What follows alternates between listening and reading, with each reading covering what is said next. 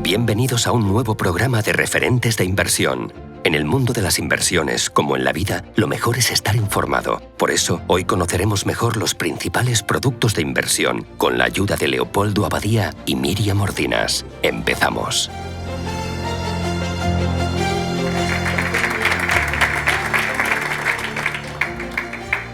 Yo pensaba venir sin bastón, pero una persona a la que respeto mucho me ha dicho, con bastón quedas mejor. O sea, que sepáis simplemente que estoy con bastón porque quedo mejor. Bien. Os tenía que decir 3 cosas para esta jornada de referentes de inversión. La primera, que hay que conocerse a sí mismo. Esto no tiene nada que ver con aquello de Sócrates del Nocete Ipsum. No, es mucho más rudimentario. Es, yo soy muy atrevido en cuestión de inversión. O yo soy muy cobardica. Cosas así. O sea, yo quiero ser, cuénteme usted a mí cosas para un conservador, que soy yo. O para un audaz, que soy yo. O sea, primera cosa, conozca usted a sí mismo. Segunda cosa, ¿para qué quiere la inversión? Por ejemplo, para ir con mi mujer el año que viene a las Maldivas y pasarme un mes allí con ella. Por ejemplo, en mi caso, 12 hijos, 12 colegios, 12 universidades, 4 másters y comer, ni Maldivas ni gaitas. Sobrevivir, ese es mi objetivo. Tercera cosa, productos. Los productos serán en función de cómo soy yo y de para qué quiera ese dinero. Bueno, entonces, una cosa que puede ocurrir es, ¿y cuándo empiezo? Entonces me aconsejaron que pensase en mí mismo y me ocurrió una cosa que os la cuento. A mí me gustan mucho las series de televisión. ¿Cómo elijo las series? Empiezo la selección y con frecuencia me duermo. Se puede decir todos los días. Por tanto, yo, tal como soy, entre que tengo pereza y que me duermo, me cuesta días y días y días, meses elegir la serie, que es una cosa sin importancia. Bueno, en la cuestión de la inversión es lo mismo, no es por la noche, pero es igual. Os puede apetecer dejarlo para más adelante porque, chicos, empezar a pensar dónde meto el dinero y yo qué sé. Bueno, pues entonces, que el consejo es, señores, lo antes posible. Si puede ser hoy, mejor que mañana, porque si tenemos 4 euros, vamos a ponernos a trabajar lo antes posible. Y Miriam es la que os va a contar todo lo que os he anunciado yo. Bienvenida, Miriam. Muchas gracias.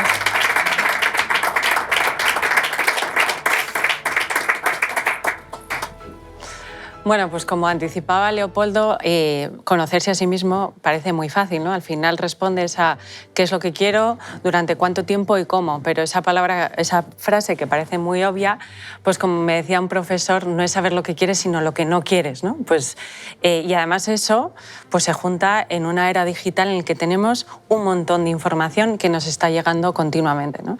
Entonces, a mí me gustaría que todos nos hiciéramos la pregunta de, bueno, esa cantidad de información que recibimos diariamente, lo vemos como una oportunidad para aprender, para saber más, para adecuar las inversiones que tenemos a lo que queremos, o en cambio lo vemos como un obstáculo, ¿no? Al final me llega tanta información que me quedo absolutamente abrumado y además lo tengo que transformar en una cartera e implementar una cartera en la cual estoy invirtiendo todos mis ahorros, ¿no?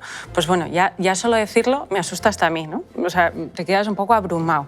Entonces, bueno, pues lo que pretendemos hoy es que, bueno, pues podamos, a través de este programa, ir quitando un poquito esas piedras que tenemos, esos obstáculos dentro del camino, para explicar el cómo, ¿no? Porque, como decía también Leopoldo, no tomar una decisión es en sí mismo tomar una decisión, y más en un entorno en el que tenemos una inflación tan elevada que cada día que no estamos invirtiendo estamos perdiendo dinero. O O sea, invertir en el presente es consolidar el futuro para nuestros hijos, para nuestra familia o para dedicarnos a irnos a las Maldivas, ¿no? Entonces, bueno, con toda esta información que tenemos, este abrumador, lo que hay que ver es cómo se puede invertir. Queremos ser acreedores de una compañía y asumir un riesgo un poco limitado, aunque la renta fija no es fija, pero es verdad que según cómo lo hagamos podemos tener un poco de visibilidad. Queremos hacerlos como socios de compañías, cogiendo más riesgo o menos en función de lo que queremos, hacerlo a través de un vehículo que podemos hacer de manera diversificada con un gestor en el que delegamos o bien incluso a través de un producto estructurado, ¿no? Hay múltiples opciones, igual que múltiples fuentes de información. Esto, yo que soy madre de 3 hijos, ¿no? Pues mi hijo me decía, mami, pero ¿y esto de invertir qué es? ¿No? Porque claro, yo le empezaba a contar todo esto y me decía, vale, pues no me he enterado de nada. Y entonces, bueno, pues como él toca muy bien el saxofón y en mi casa son todos muy melómanos, yo le decía, mira, una cartera de inversión es como una orquesta. Tú tienes distintos instrumentos que no hay ni uno mejor que otro. Todos son buenos, lo importante es que se complementen y que además toquen una composición que sea adecuada a tu forma de escucharla, ¿no? Que puede ser una composición que tú creas o que tú decidas, oye, pues si Beethoven ha hecho una composición tan buena y me encanta, ¿para qué me voy a meter a hacer una composición, ¿no? Y que además encima puedes tener un director de orquesta y ese director de orquesta pues puede ser tú mismo. Si toda esa información que recibes te gusta, te apasiona y te haces especialista, pues diriges tú tu propia orquesta. O en cambio, bueno, pues es que esto me abruma, es un obstáculo realmente, pues oye, tengo gestores especializados que te pueden hacer de directores de orquesta, ¿no? Bueno, pues con todo esto se incorpora otra vez Leopoldo y vamos a hablar de este tema en profundidad. Leopoldo, qué difícil es conocerse a uno mismo, ¿no? Sí, y te vas dando cuenta a medida que te haces mayor, te vas conociendo más. Hay que marcarse el objetivo que quieres conseguir. Sin duda, sin duda. Es que quieres con tus inversiones, o sea, sí. ¿Y qué estás dispuesto a arriesgar? Porque son dos caras de la misma moneda. ¿Y durante cuánto tiempo? ¿Y durante cuánto tiempo? Porque ¿cuánto tiempo? O sea, cuando tú te planteas invertir tus ahorros, ¿durante cuánto tiempo? Claro, perdona que lo pregunte, pero... ¿Estás hablando de mí? Sí. Pensaba, si estás hablando de otro, te lo diré. Hombre, de mí a la temprana edad de 90 años, cuando me dicen, ¿cómo ve usted su futuro? Siempre digo, corto.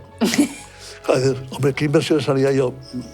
Claro. O sea, no soy un ejemplo. Bueno, sí, porque como tú habrá un montón de clientes, pero es verdad que no es lo mismo plantearse una inversión con 90 años que con la mía, que no la voy a decir. Claro. Pero es verdad que yo todavía tengo niños pequeños, que yo tengo, pues dentro de mi día a día, tengo un por si acaso que destino para mis quehaceres diarios en familia, pero luego tengo mi por si acaso es para la universidad de mis hijos. Yo sí que necesito invertirlo a 10 años como poco, porque es cuando van a empezar la universidad. Entonces, cambia totalmente dependiendo de cada persona, pues qué riesgo quiero asumir, qué objetivo de rentabilidad quiero y cuánto tiempo puedo esperar. ¿Cuánto tiempo puedo esperar? Pues es muy importante tener tiempo. No es más que eso, así de simple. Sí, bueno, de simple, pero que luego es muy complicado. Complicadísimo. ¿No? Complicadísimo. Sí. Quizá, por no hablar de películas y series así, podrías hablar de orquestas que ya sé que a ti te gusta mucho. Sí. Pero es verdad que la orquesta, o sea, al final es como lo de la película, ¿no? O sea, a cada persona le gusta un tipo de música diferente. Hay gente que le encanta pues, la música muy estridente y le genera paz y en cambio a los otros les gusta la música clásica. ¿Es mejor una que otra? No, es simplemente que cada uno tiene un gusto diferente, ¿no? Pues en las inversiones pasa un poco lo mismo. De repente hay amigos que te dicen, no, yo quiero una rentabilidad del 10%, pero no quiero arriesgar. Y dices, bueno, claro, ¿y a quién no? Pero es imposible. Y tú dirás, en Barcelona tengo un amigo que también. Claro. Que se quedaría contento con el 12. No, hombre, claro. Sí, pero bueno, que hay que explicar eso, que la rentabilidad y el riesgo pues son dos caras de una misma moneda, ¿no? Y también la importancia de estar invertido en el tiempo. O sea, es muy peligroso pues querer estar en un nivel de riesgo y en el camino, en cuanto hay alguna turbulencia, salirse, ¿no? Pues es uno de los grandes errores que se cometen. Porque al final, una vez que te sales, volver a entrar es muy complicado en las inversiones, ¿no? Y entonces, pues hablamos un poco de la renta variable. Sí. Y luego volvemos a la fija. Sí, me parece bien. Luego volvemos a la mezcla de las dos, que seguramente es donde hay que acabar. Efectivamente. Oye, entonces, claro, la renta variable es las acciones. Claro, o sea, al final es invertir pero en una compañía, pero en vez de hacerlo como acreedor, es hacerlo como accionista, como socio. Claro, porque las acciones son eso. Sí. O sea, yo compro 30 acciones de Telefónica, soy propietario de Telefónica de Justo. 30 acciones. Totalmente, de un porcentaje pequeño, pero eres propietario. Sí. Es decir, inviertes en el capital de esa compañía, entonces te conviertes en un socio que al final... En un balance de una compañía, en el orden de prelación, que es, oye, cuando quiebra una compañía, ¿quién cobra primero? Pues cobra primero el bonista, el acreedor, y luego cobra el socio. Entonces, por eso el riesgo de la renta variable es mayor. Y como tiene más riesgo, pues también se le exige más rentabilidad. O sea, esto lo que decíamos, ¿no? La rentabilidad-riesgo, las dos caras de la misma moneda. Entonces, en renta variable, pues al final lo que te conviertes es un socio, que puedes tener rentabilidad bien por dividendos, pues los beneficios que tienen, pues un Repsol va teniendo su compañía, va teniendo todas sus ventas, cómo lo va haciendo y va teniendo beneficios y decide repartirlo. Y entonces es como el equivalente en renta fija al cupón, pues en renta variable son los dividendos. Y luego pues la apreciación del valor de la acción, ¿no? Que eso depende también de las perspectivas del mercado. Al final el riesgo que es la percepción que tiene el inversor del futuro. Y luego la apreciación de la Claro. Aunque si la compañía va bien, suben las acciones, o sea, sube el dinero que tengo invertido allí. Justo. O sea, mi trocito de Telefónica vale más en términos absolutos. Sí, sin duda. Lo que pasa es que la evolución de las acciones depende mucho de la perspectiva del mercado, ¿no? Al final, la incertidumbre que tiene un mercado, por eso es tan difícil de estar invertido, es que depende de la percepción de los inversores, ¿no? Entonces, al final, pues efectivamente, va a depender de cómo gestionan la compañía, de cuánto venden, de qué beneficios obtienen, ¿no? Entonces, bueno, pues es verdad que la rentabilidad se obtiene por el dividendo y la apreciación de las acciones, pero tiene un componente de volatilidad más elevado, que hay que saber lo que se compra, que puede ser muy bueno o muy malo. Esto es como en la orquesta, pues sería el equivalente pues a lo mejor al saxofón, ¿no? Tú puedes tocar un jazz, que puedes improvisar lo que quieras, y entonces puedes, pues en renta variable puedes comprarte una compañía tecnológica de crecimiento o una defensiva utility que no tienen el mismo riesgo, ¿no? No van a tener la misma evolución. O puedes, por el contrario, con un saxofón puedes tocar una música clásica muy tranquila, muy estable, ¿no? Entonces, bueno, pues ese componente también lo tienes en renta variable. No todas las acciones tienen el mismo riesgo. Y además, si en vez de comprar una sola acción, compras a través de un fondo, que tienes un número elevado de acciones, pues tienes una diversificación, como comentabas. Si compras el fondo, no se puede decir que eres propietario de Telefónica. ¿Me explico? Sí. O sea, digo, yo soy propietario de 30 acciones de Telefónica, soy el dueño. Claro. Si las compro a través del fondo... Bueno, eres partícipe del fondo y el fondo es propietario de las acciones. Sí, no. Los fondos de inversión es una manera de invertir en la cual te permite que, pues en vez de invertir tú solo en renta fija o en renta variable, lo que haces es que te juntas con otros inversores y con todo ese dinero pues se invierte en un montón más de instrumentos de renta fija o de renta variable. Entonces te permite acceder a un número mayor de inversiones con más diversificación y encima, como decía, tienes esa fiscalidad eficiente, que lo que te hace es que si tú quieres cambiar de un fondo de renta fija a un fondo de renta variable, no tengas que tributar. Entonces, esa tributación lo que haces es que la difieres y la inviertes. Es lo que nosotros llamamos rentabilidad financiero-fiscal. Sí. Entonces, al principio que decíamos, oye, hay que invertir, ¿no? Cada día que estamos invirtiendo ganamos dinero. Pues si esos impuestos los vamos invirtiendo, vamos teniendo esa rentabilidad extra, ¿no? Traduciendo a mi lenguaje, claro, yo entiendo que me estás diciendo que a Frank Sinatra no lo puedo traer yo. Pero, bueno, pobre hombre, sí. cuando vivía. Sí. Que no puedo traer. Pero sería difícil, Pero sí. 100.000 personas Lo puede entrar en un estadio. pagan la entrada y... Claro, pues es lo mismo. O sea, yo pues comprarme una cartera de bonos, pues cada bono tiene un mínimo de inversión de 50.000 euros. Para tener una cartera diversificada de bonos, pues tendría que tener un patrimonio importante. En cambio, si lo hago a través de un fondo de inversión que tiene un montón de bonos diversificados, pues con 1 euro, en muchos casos, o 10 euros, puedo invertir, ¿no? Entonces, es exactamente lo mismo. Es poder ver a Frank Sinatra gracias a que todos los demás vienen conmigo al concierto. Efectivamente. Y aunque no vengan, han pagado. Oye, una cosa, y entonces, cuando tú sueles hablar de las músicas y de las... ¿Cuál era el que está en todas las orquestas?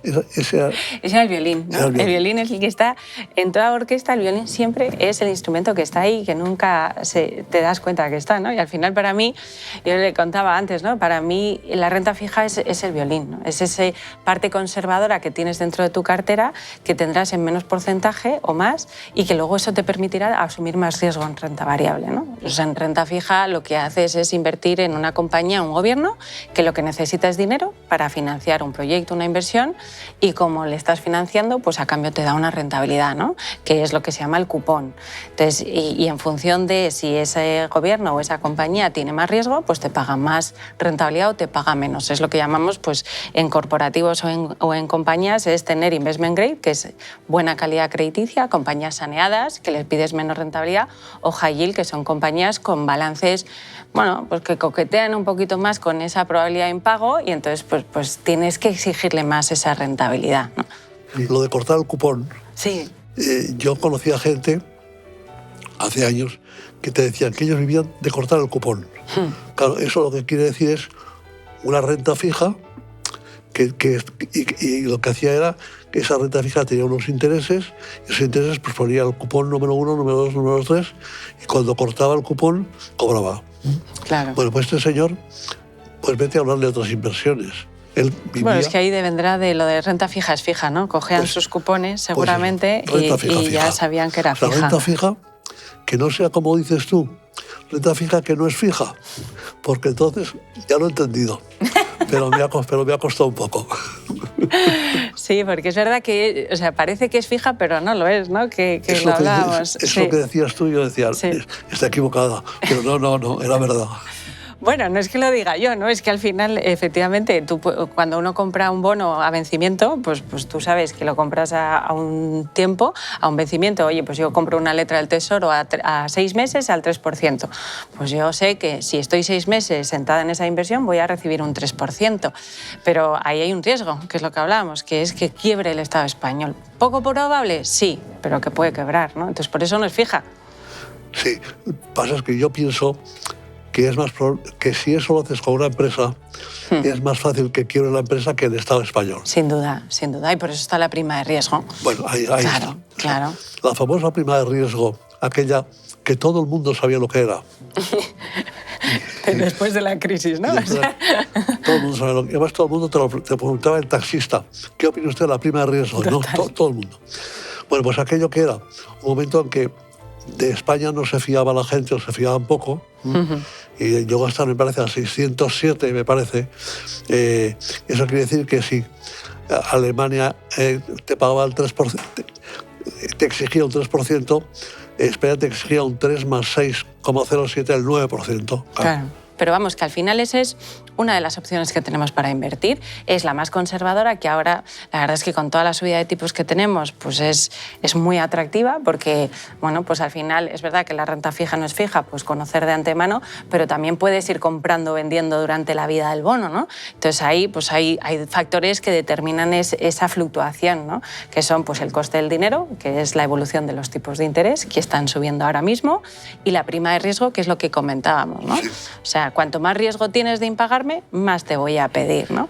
Entonces, ahora mismo, pues lo que ha pasado es que esas dos fluctuaciones pues han subido, ¿no? Entonces, ahora mismo estamos en una época de oportunidad. Por eso, la renta fija es el tema estrella de que todo el mundo está hablando. Hemos pasado de la prima de riesgo a que la renta fija es la conversación de café, ¿no? Que tiene todo el mundo, ¿no? Sí. Una cosa que he llegado a la conclusión, es que todo esto no garantiza el éxito. No, por supuesto que no. Nada garantiza el éxito. Bueno, pues es que lo que me gustaría es decir, esto garantiza el éxito. Bueno, pues eso es lo bueno de los mercados. Los mercados lo bueno que tienen es que nadie sabe lo que va a pasar. Por eso el intentar conocer la macroeconomía, intentar tener unas perspectivas, unos valores fundamentales y entenderlo para luego tomar un posicionamiento. Si todos lo supiéramos, estaríamos todos en las Maldivas. Yo en las conferencias que doy hablo mucho del optimismo. Claro, que el optimismo no quiere decir que aquí no pasa nada. Lo que pasan muchas cosas. Hombre, y tantas. Y luego pasarán, y pasaron. Bueno, pero yo creo que el optimismo, digo que es luchar con uñas y dientes para salir adelante de una situación concreta. Hoy una situación concreta, mañana habrá otra y hace 20 años hubo otra. Sin duda. Y entonces resulta que sé una anécdota que me gustó mucho de un violinista. Un violinista que es Isaac Perlman, es israelí, tuvo una polio y se desplaza muy mal, con mucho problema para andar, mucho problema. Entonces daban un concierto, estaba ya, la orquesta salió el director, Isaac Perlman empezó a salir. Empezó a salir, llegó al asiento, se sentó como pudo y ya pues, cuando ya empezó a tocar, cogió el violín y se oyó clink, se rompió una cuerda. Ay, pobre. Entonces hubo consternación general. Es decir, tenía que volver al camerino, tenía que afinar el otro violín, tenía que... media hora. Y está todo el mundo sin saber qué hacer, ni el público, ni la orquesta, ni el director. Y entonces Isaac Perlman cerró los ojos, los abrió y le dijo al director, cuando usted quiera. Y empezaron. Y tocó sin una cuerda. Bueno, tocó tan maravillosamente bien que al acabar el público de pie, la orquesta de pie, el director aplaudiéndole, el tío serio. Y cuando cortó y dijo, ¿sabe usted? La responsabilidad de un artista consiste en sacar el mayor partido posible a los pocos recursos que le quedan. Sin duda. Hay más ovaciones, más lo que quiera. Pero yo pensaba, pues es verdad tú. Claro. Que cuando hagas una cosa de esto, una inversión, y te falle, que no es para decir, soy un desastre. No. Pero, oye, pues la responsabilidad de un artista consiste en sacar el mejor partido posible de eso. Sí, y por eso es tan importante tener distintos activos, o sea, y que se descorrelacionen y se complementen. No todos los activos se comportan igual en los momentos de mercado. O sea, hay activos que cuando uno va bien, el otro va mal, ¿no? O sea, con renta fija y renta variable históricamente se han comportado al contrario, ¿no? Por eso es bueno mezclarlos en una misma cartera, ¿no? O sea, aquí no es escoger la estrategia brillante o el gestor brillante. Aquí lo más importante es conocerse a uno mismo, mantenerse invertido y conseguir un gestor que sea consistente, porque ningún gestor acierta siempre. Es imposible, y si lo existe, pues sería ya casi premio Nobel, ¿no? Entonces, lo importante es tener la combinación perfecta, que es, pues eso, tener un violinista que aunque le falle una cuerda, te sea capaz de sacar lo máximo en un momento que no se esperaba ni que fuera a tocar, ¿no? Entonces, porque vas teniendo distintos activos que te van funcionando de maneras diferentes, ¿no? Y al final, pues eso es al final tener una buena orquesta en la que tienes distintos instrumentos, la composición que tú quieres y el director de orquesta que decide si quieres ser tú mismo porque eres ya un sabio gracias a todas las fuentes de información o prefieres delegarlo en un gestor profesional, ¿no? Bueno, muchas gracias, Leopoldo, por este ratito juntos. Si te parece, vamos a preguntarle al público a ver si él lo ha entendido como nosotros o no. Sí, ¿vale? Que sean preguntas fáciles. Bueno, eso ya se lo dejamos a ellos, ¿te parece? ¿Alguien tiene una pregunta? Hola, buenas tardes. Gracias por esta breve conversación. Yo tengo una pregunta. Quería saber las principales diferencias entre la gestión activa y la gestión pasiva. Muchas gracias. Y mira, la pasiva lo que hace es intentar replicar un índice. O sea, dice, yo quiero que he hecho un fondo de inversión y quiero que este al final me dé lo mismo que da Iberdrola. Y si Iberdrola sube mucho, yo quiero subir mucho. Y si baja, pues... Pero sí. O sea, la que replica un índice. La activa no. La activa es, oye, Aquí no replico nada y me lanzo a ver qué sale. En la segunda, el gestor toma más decisiones que en la primera. Claro, por eso la primera es más barata, porque realmente los fondos pasivos suelen ser más baratos que los pasivos. Y por eso, si el gestor se equivoca, hay que pasar al violinista israelí. Efectivamente, y hay que ser gestor activo, sin duda, sin duda. Todo se cierra. Sin duda. ¿Tenéis alguna pregunta más? Bueno, muchas gracias. Mi pregunta es para Miriam. En el contexto actual de mercado, ¿qué estáis ahora mismo recomendando en renta fija? Bueno, yo creo que, como hemos dicho, la renta fija ahora es el tema estrella, ¿no? Porque igual que hemos pasado la travesía en el desierto el año pasado, que los inversores que tuvieron mucha renta fija pues perdieron lo mismo que perdió un inversor de renta variable, pues ahora nos supone una oportunidad. Entonces, con esas subidas de tipos tan rápidas, tan abruptas, pues como inversor es muy positivo. Empezamos a tener rentabilidades altas sin tener que asumir demasiado riesgo. Entonces, si me preguntas qué vería claro ahora para invertir o qué le recomendaría a mi madre, ¿no? Pues al final sería pues renta fija corporativa investment grade, que al final es coger la deuda de las compañías, pero las de más alta calidad crediticia. Y es más, me atrevería a decir que yo me iría más a vencimientos entre 3 y 5 años, ¿no? Porque al final ahora pues lo que está pasando es, después de lo que hemos pasado, estoy más cómodo teniendo una letra o un depósito que a un año y tengo una rentabilidad alta, ¿no? ¿Para qué complicarme?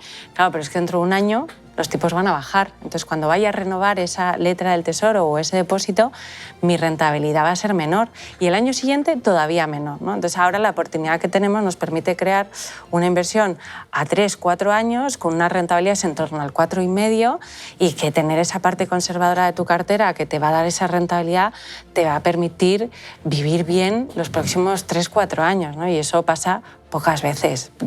Pasa sobre todo porque ya lo hemos pasado mal, ¿no? Que hemos pasado un año pasado que han sufrido mucho. Muchas gracias. No sé si tenéis alguna pregunta más. Bueno, muchas gracias antes de todo. Tengo 2 preguntas. La primera es, ¿qué perspectivas tenéis respecto a la evolución de la prima de riesgo? Y la segunda, si creéis que es un momento de entrada para la renta fija high yield.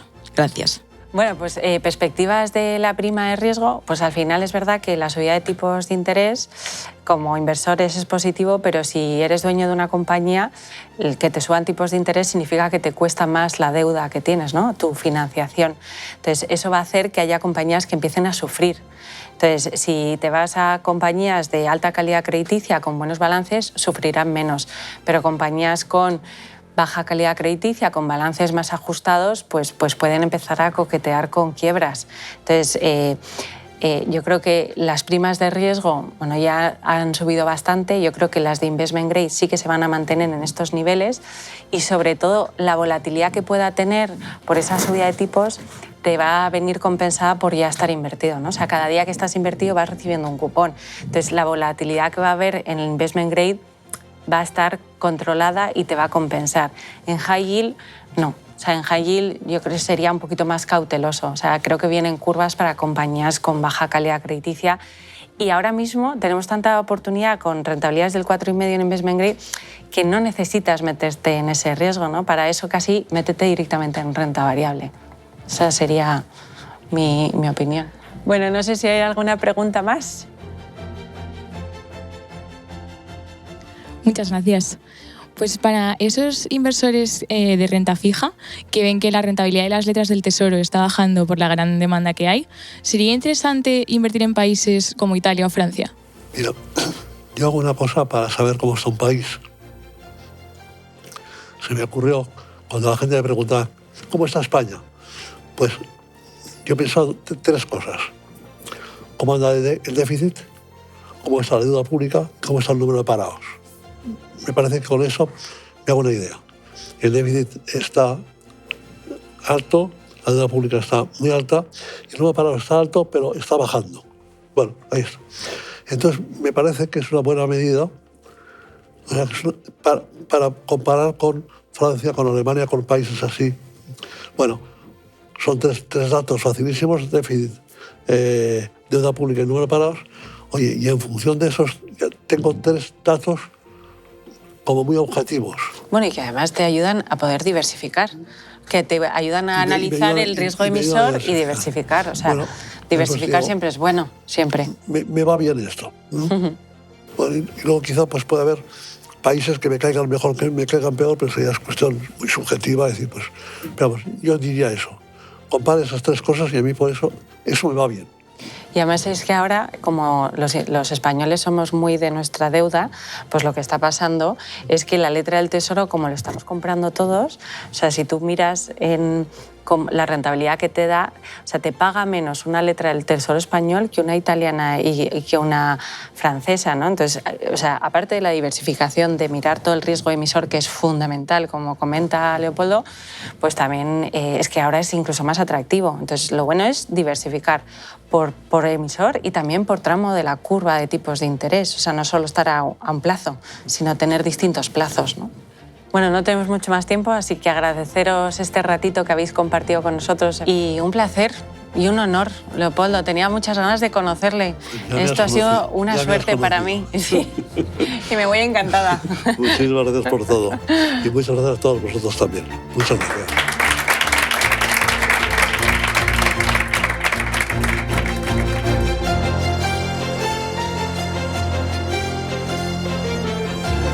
Descubra más en referentesdeinversión.es.